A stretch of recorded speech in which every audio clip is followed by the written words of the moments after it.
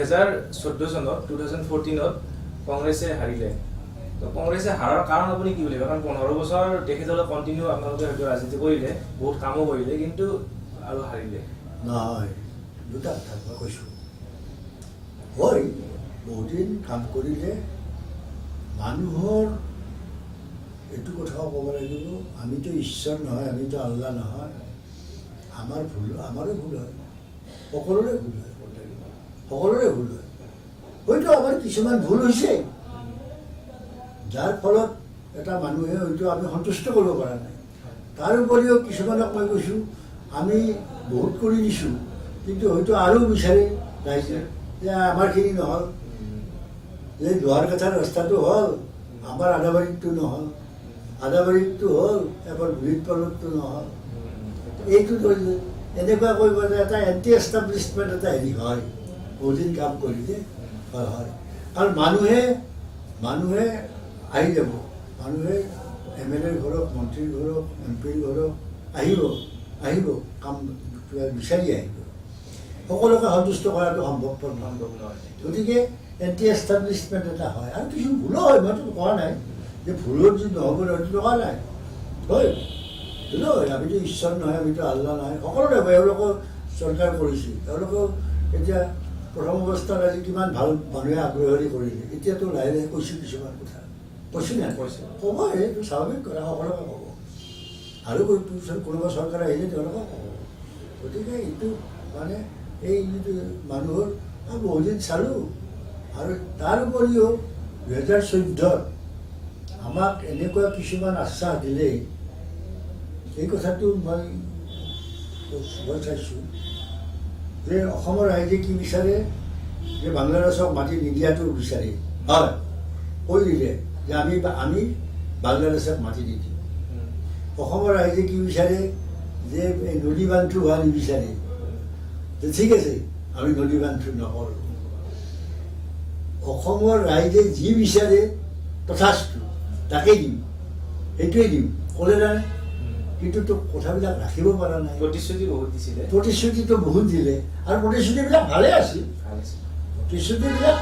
মই নকওঁ যিবিলাক প্ৰতিশ্ৰুতি দিছিল তেওঁলোকে সেই প্ৰতিশ্ৰুতিবিলাক বেয়া বুলি মই কেতিয়াও নকওঁ কিন্তু তো কাৰ্যত প্ৰতিৰোধ কৰিব নোৱাৰিলে কাৰ্যত মুঠেই নোৱাৰিলে কি হৈছে 50%টো হোৱা নাই আৰু সেইদিনা গাডকাৰী ডাঙৰীয়াই তেখেত এজন অভিজ্ঞ ব্যক্তি প্ৰেচিডেণ্টটো আছিলে বিজেপিৰ অভিজ্ঞ ব্যক্তি বহুজন ৰাজনীতি কৰিছোঁ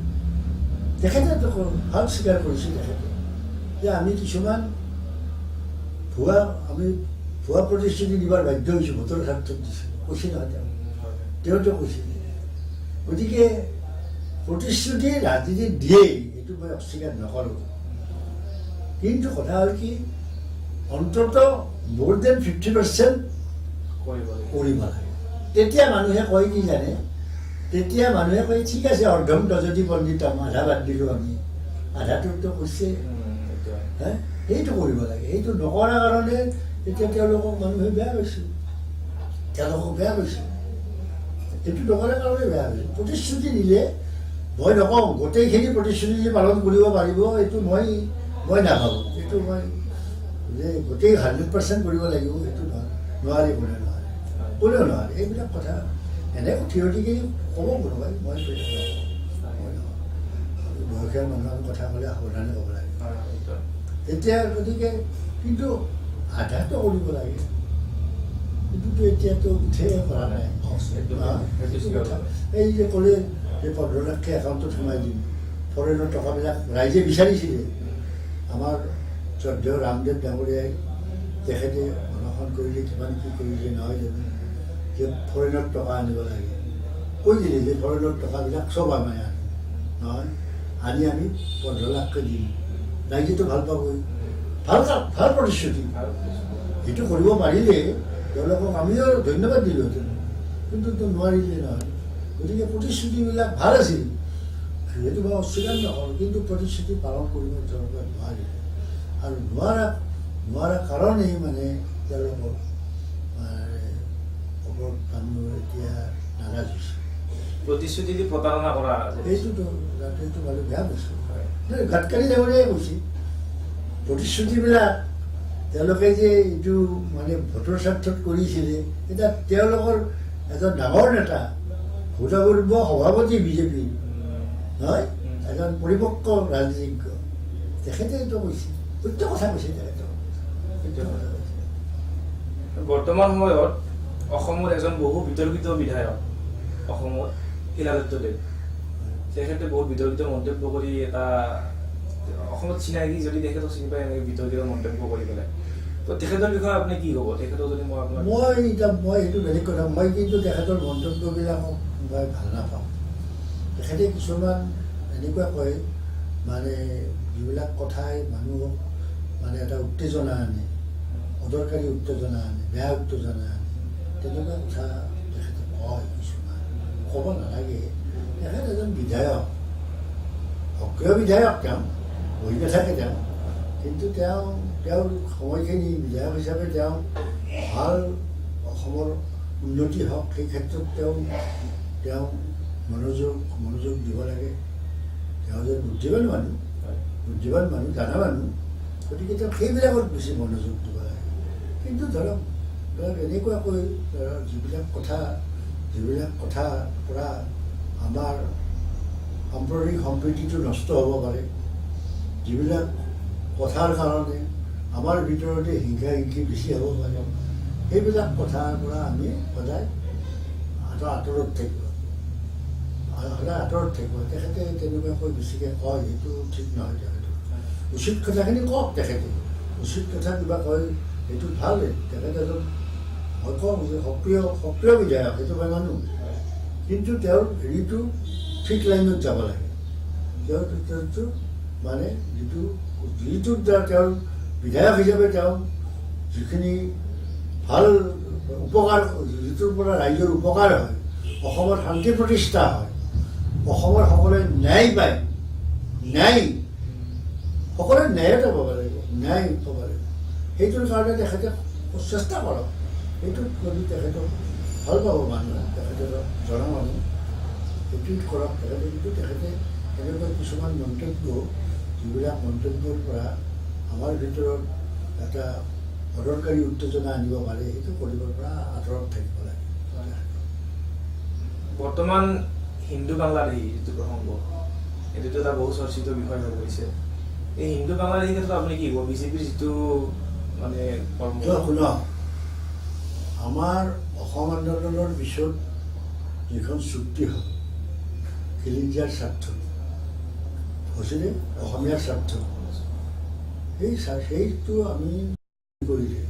ভাৰত চৰকাৰ, আমাৰ তেতিয়া কংগ্ৰেছ চৰকাৰে আছিল, ৰাজীৱ গান্ধী ডাঙৰীয়া আছিল কংগ্ৰেছ চৰকাৰ, গতিকে তেতিয়া কংগ্ৰেছ চৰকাৰ এই আগত আছিলে, বা আমাৰ AGP ছাত্ৰ আছু গণসংগ্ৰাম পৰিষদ আমাৰ সকলোৱে এইটো অসম চৰকাৰ, গোটেইবিলাকে চহী এইটো কৰিলে। সেইমতে চলিব লাগে, আমি সেইমতে চলিব লাগে, সেইটো চবতে চলিব লাগে। কিন্তু যদি আমি এতিয়া ধৰক আমি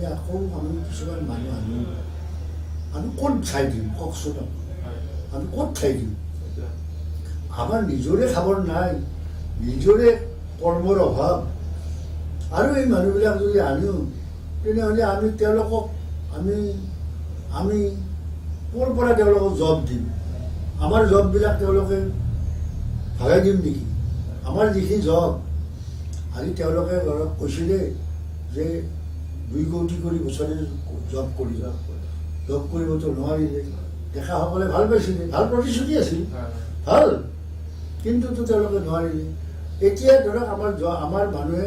হাঁহ কামকে কিমান ডেকা ল'ৰাবিলাকে ঘূৰি ফুৰে, মন্ত্ৰী MLA দুৱাৰে ঘূৰি ফুৰে, গতিকে নিজৰ মানে জীৱিকাৰ কাৰণে ঘূৰি ফুৰে, উপায়তো নাই নহয়, পেটৰ ভাতৰ কাৰণে যায় ফুৰে। গতিকে তেওঁলোককে আমি দিব পৰা নাই। এতিয়া যদি আমি আনো, আৰু যদি 2 কোটি মানুহ আনো, আমি তেওঁলোকক ক'ত, আমাৰে মাটি নাই, ক'ত ঠাই দিম? 1 নম্বৰ কথা, আমাৰে জীৱিকা নিৰ্বাহৰ উপায় নাই, আমাৰে বহুতে পোৱা নাই, আমি ক'ত দিম তেওঁলোকক? ক'ত দিম কওকচোন, ক'ত দিম? এইটো কাৰণে এই কথাটো আজি